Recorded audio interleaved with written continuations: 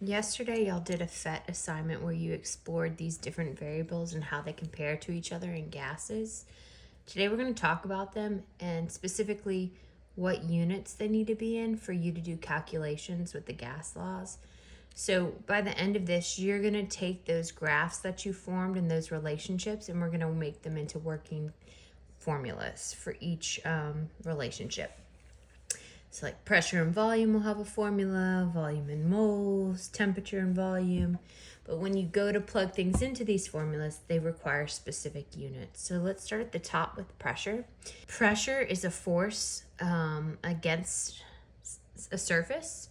With gases, it would be the collisions of those particles hitting the container walls. It can be measured in all kinds of units. Some common ones: atmospheric, ATM. There's pascals, PA, bar, barometric pressure, kilopascals, pounds per square inch, millimeters of mercury. You probably know some others. You, most of the time, for most formulas, you can use any of these pressure units as long as it's the same on both sides. So if I have a pressure on one side of the equation and pressure on the second side, then they both need to be pascals, or they both need to be millimeters of mercury. When you get to this formula, which we're going to talk about later on, this is the only formula where you're required to convert pressure into ATM. So I'm saying that now, so the more you hear it, you'll remember.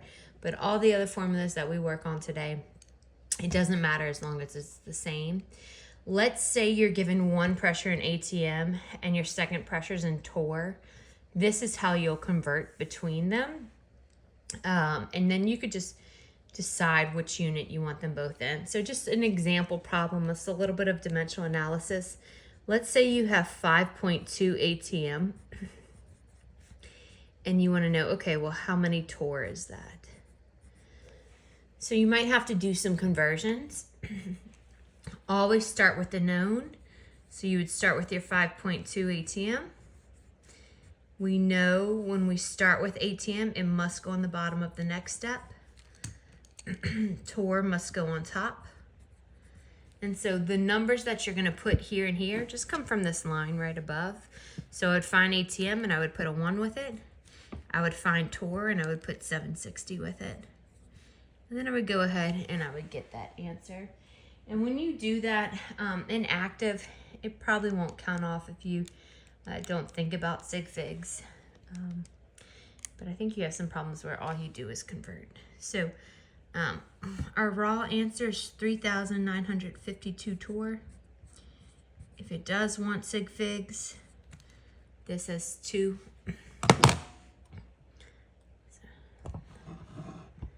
So we're going to convert this to 2. So we'll put in scientific notation. 4.0 times 10 to the third torr. All right. For our other variables, they're more common, so I think you'll be more familiar with them, like volume. We've been doing volume since day one. Volume can be measured in liters, milliliters, so you need to know the Goodman kisses or daily to go between those. Most of the time, you'll just be going between those two, so this can always help you out. 1,000 milliliters equals a liter. Any metric volume cubed, so that means you could take meters times meters times meters. Meters cubed would measure volume. Centimeter times centimeter times centimeter. Centimeter cubed measure volume. So something cubic would be any metric volume unit cubed. Would be volume. Because you got to plug it into that formula. Length times width times height. And y'all had to do that yesterday on PhET because it was in a box. It was in a cube. Okay. Moles, just how much gas is in there. So remember, moles is the amount of substance. We're going to use a lowercase n to represent the variable moles, but it's just how much you have. So yesterday, every time you would push the bike pump down, you were increasing moles. You were increasing the amount. And then finally, one of the last variables you looked at yesterday was temperature. For temperature, we can measure in Celsius, we can measure in Fahrenheit, but in gases, the only unit you're allowed to use and plug into all laws is Kelvin. So always convert to Kelvin.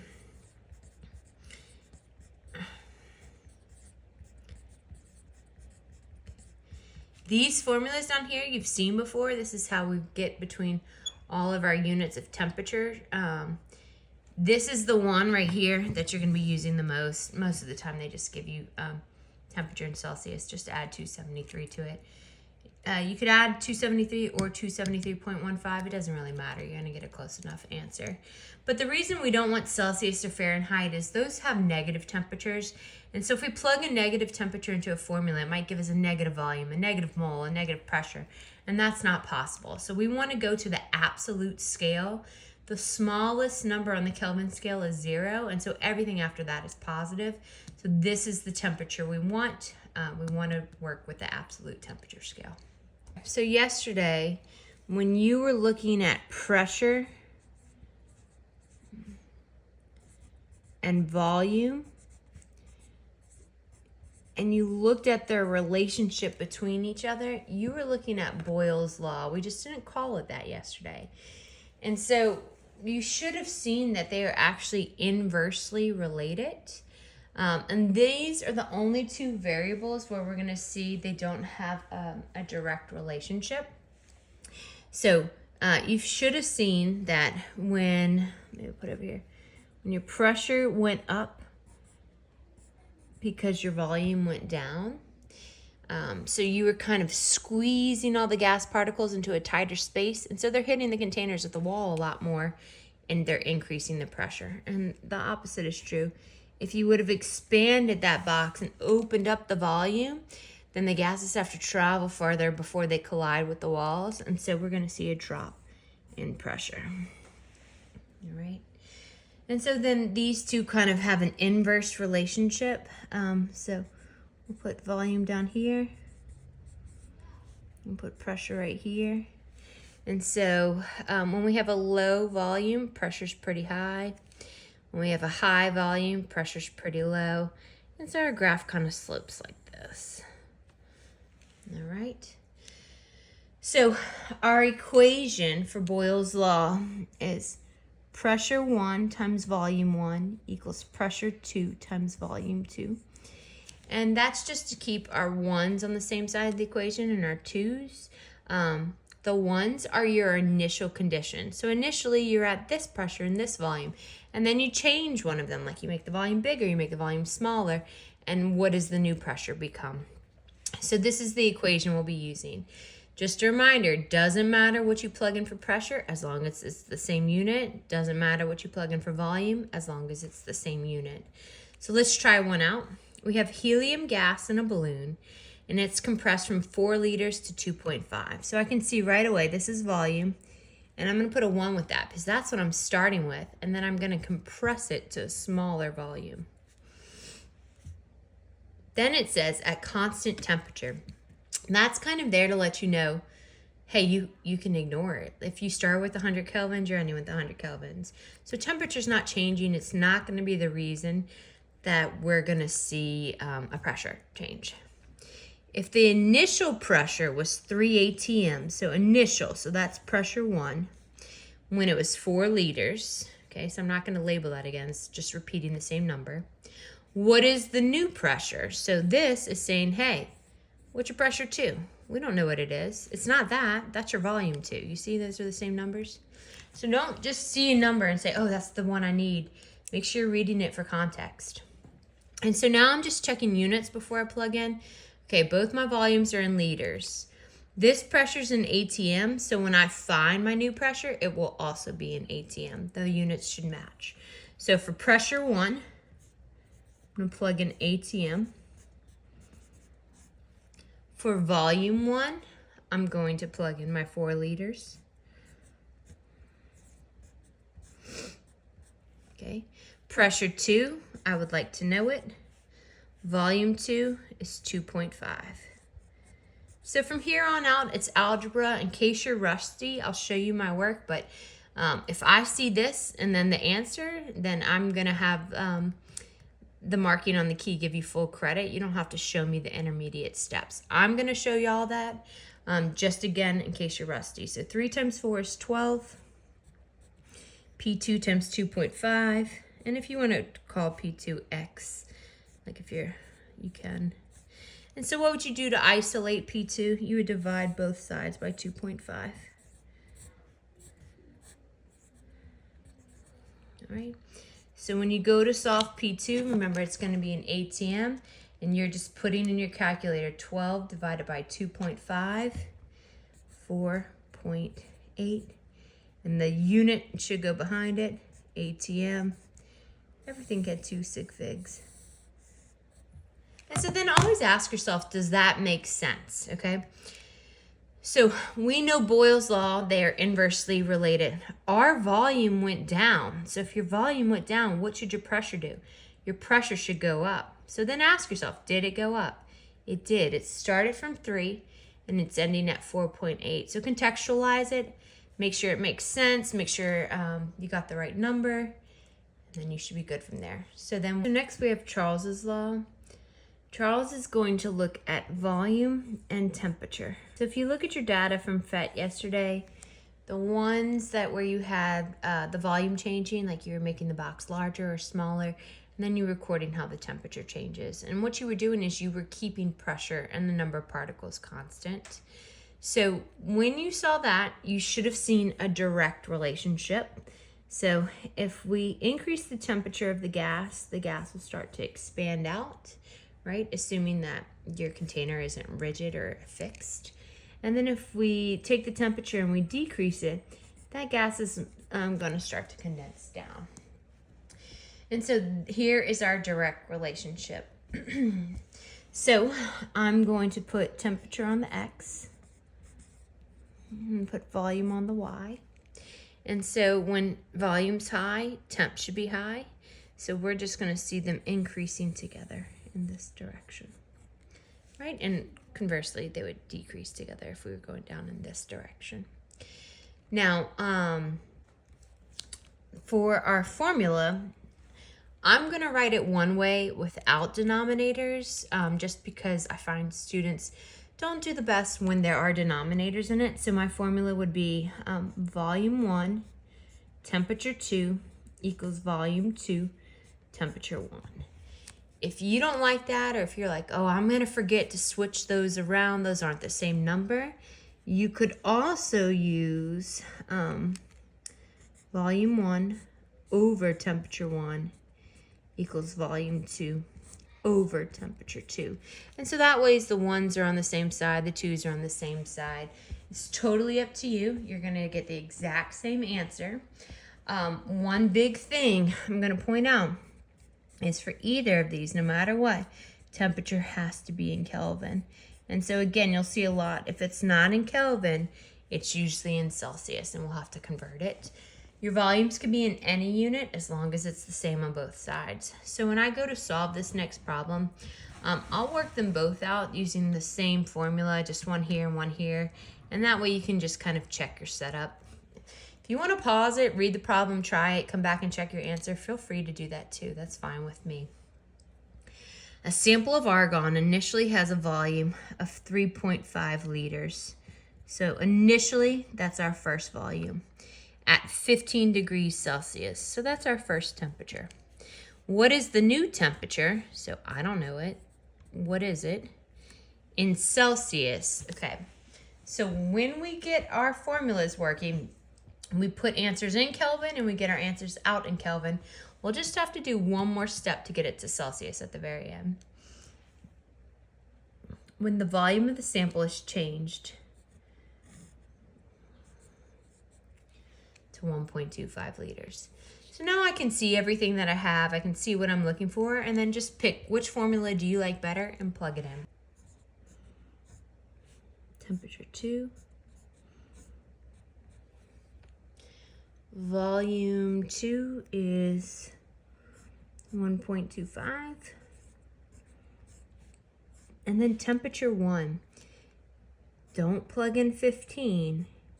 Plug in 15.27 plus 273, because that makes it Kelvin. Or you could do it this way. Volume 1 over temperature 1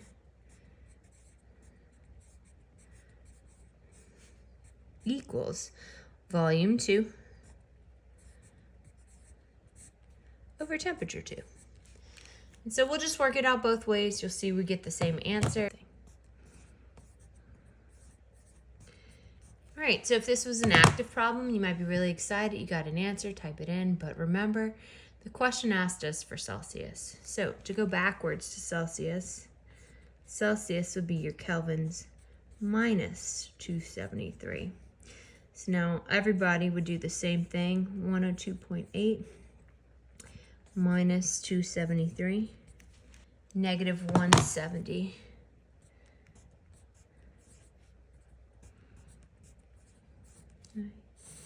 And so if I look back at the problem, again, my volume went down. What would cause that? A lower temperature, and our temperature did get lower. Next up is Gay-Lussac's law. He went ahead and looked at pressure and temperature of a gas. And so remember, again, with temperature always in kelvins, just like the last one, just in case it's not. And what you should have seen yesterday is that this, again, is a direct relationship. So if I increase the temperature of the gas, there's going to be more collisions with the container. More collisions equals more pressure. And inversely, if I drop that temperature, the gases move slower. They're not hitting the container as often. So this shape graph should look just like our last one. Probably should have labeled my axes first. But they move up together, they move down together. So all are direct relationships. And so you're going to see the formula is very similar as well. If you don't like denominators, pressure 1, temp 2 equals pressure 2, temp 1. Or if you want the ones on the same side, do P1 over T1 equals P2 over T2. And temperature's going up, so our pressure should be going up. So when we're done, we can just ask ourselves, is our number making sense? So for this equation over here, here we go. Oh. All right, pressure 1, 1.88 atm. Temperature 2, instead of 37, we want it in Kelvin, so plus 273, equals pressure 2, don't know it, times temperature 1. Oh, look right here, I wrote T2, but sorry, that's temperature 1.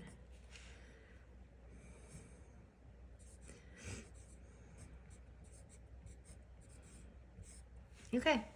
And then we're going to solve. I'm going to stick to this way. I'm going to show you how I'll plug it in like this, but we should get the same answer. So if you plugged it in like this, you should have 1.88 over 298, which is just that, 25 plus 273, equals pressure 2 over these two added together.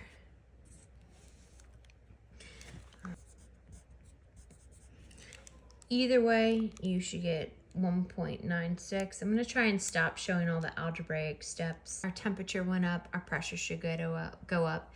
That tire should be a little bit more firmer in the hot sun. Be connecting moles. And we're going to connect moles to volume. And I hope you found this one pretty intuitive. So again, the moles are when you're adding the bike pump into that box. And so if you have more particles and your container can take shape, then your volume is going to get bigger. You're adding more gas particles to it. So when your moles went up, your volume went up. If you were to take moles out, then your volume would go down. That's a direct relationship. So guess what? The graph's going to look the same as the other two. with direct relationships. And so again, our equation is going to be very similar. You want your 1s and 2s on the same side. Here you go. Now moles can only be moles. Don't plug in grams. Don't plug in atoms. And then volume could be any unit as long as it's the same. The nice thing is a lot of times they'll give you straight up moles, but if they don't, they're usually giving you grams, and you'll have to convert grams to moles with molar mass. But we've done that a lot, so hopefully that feels like something you're capable of doing. So if I read this problem, I have a 4.8 liter sample of helium gas, and it has this many moles in it. So this is my first volume. These are my first moles. How many additional moles, oh, so we got to pay attention there, additional moles of gas must be added. So it's not asking for how many moles do you have in the end. It's saying, hey, how many moles are you going to add to get to this second volume? So what we'll do is we'll solve for N2, and then we'll find the difference between these, and that's how much we would actually add to go from here to whatever N2 is, right? So I'm going to do this one, and then you can compare. 0.293 repeating. So the question is asking, well, how many moles did you add? So I started here, I ended here, so what do? We're going to subtract. So minus 0.22.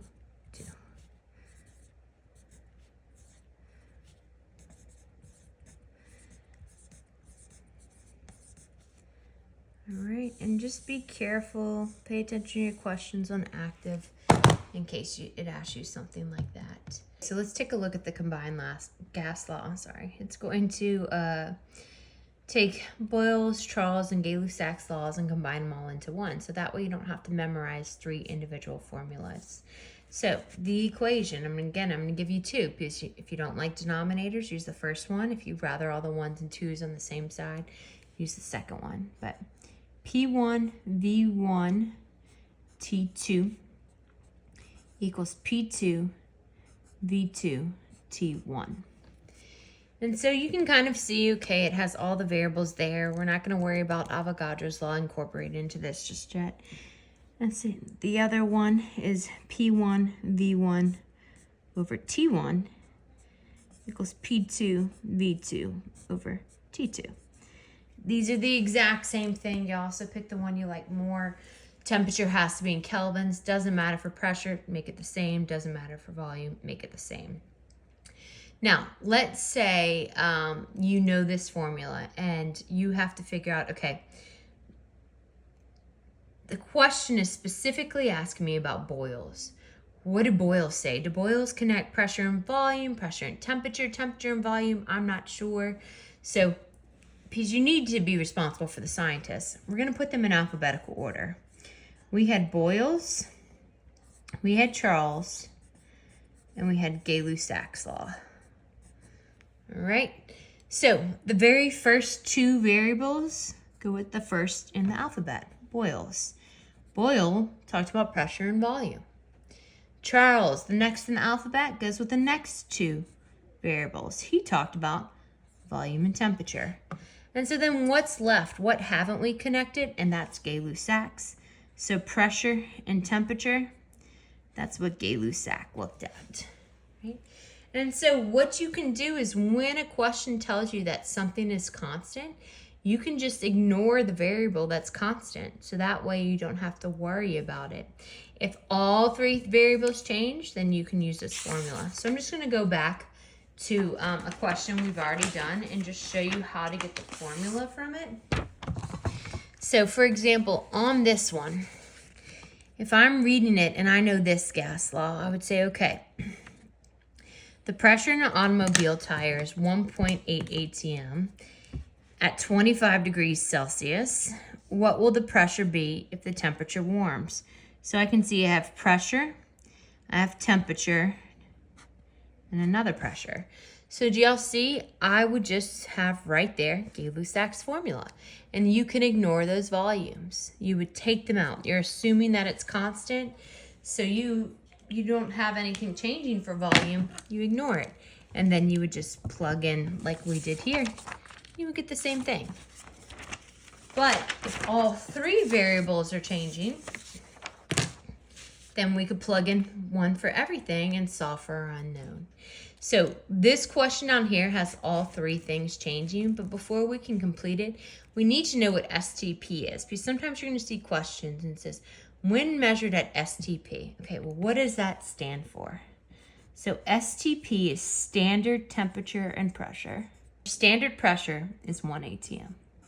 So anytime you see STP, you can assume the pressure is 1 atm. Your standard temperature is 0 degrees Celsius, but we don't want that. For all of our gas laws, we want kelvins. So 273 kelvins, because 0 plus 273. All right, so if I read the question right below it, when measured at STP, so I know my first temperature, I know my first pressure. They're right there. That's what STP stands for. A quantity of gas has a volume of 500 milliliters, so there's my first volume. What volume will it occupy at 10 degrees Celsius? So pressure change too. So it looks like I'm going to use the combined gas law. It looks like everything's changing, so I can't hold anything constant. And the only problems I see are, okay, my temperature needs to be in Kelvin, and my pressure units don't match. All right, so let's take care of a few things first. Volume 1's in milliliters, so volume 2 will come out in milliliters. Temperature 1 is in kelvins, right? It's going to be 273, so let's get temp 2 to kelvins. So 10 plus 273. We're going to use 283 when it's time for temperature 2. Okay, and then let's take a look at pressure. Pressure 1 is in atm, pressure 2 is in kilopascals. For this formula, it doesn't matter which one we choose as long as it's the same. It really doesn't matter. I think I'm going to convert my first pressure, right here, 1 atm to kilopascals. All right, so how am I going to do that? I'm going back to this very first page, and I'm going to get my units from up here. So I know atm needs to be on the bottom. I know kPa has to go on top. If I look at these numbers, I'm going to pull a 1 for atm, and for kilopascals, I'm going to pull this 101 number. Ready to start. Just to be clear, I'm going to write out the formula with variables. And I'm going to plug in the variables underneath. All right, combined gas law. So pressure 1, I'm going to plug in the kilopascals that we just converted to. Volume 1, I'm going to plug in my 500 milliliters. Temperature 2, I'm going to plug in my 283 kelvins. Pressure 2, my 99.3 kilopascals. Volume 2, I'm looking for it. Temperature 1 is 0 degrees Celsius. So when I get my volume answer, it's also going to be in milliliters since the first one was in milliliters. Right? So somewhere close to 529 milliliters. If we were going off of sig figs, that one has 1, 3, 3. Not the best, so I would have 1, but I'm not going to round it to 500 because it would just match that. I'm going to leave it like this for now. What you're going to do is you are going to practice using these formulas in your active homework. Email me with any questions, but all of these formulas are what you'll be using.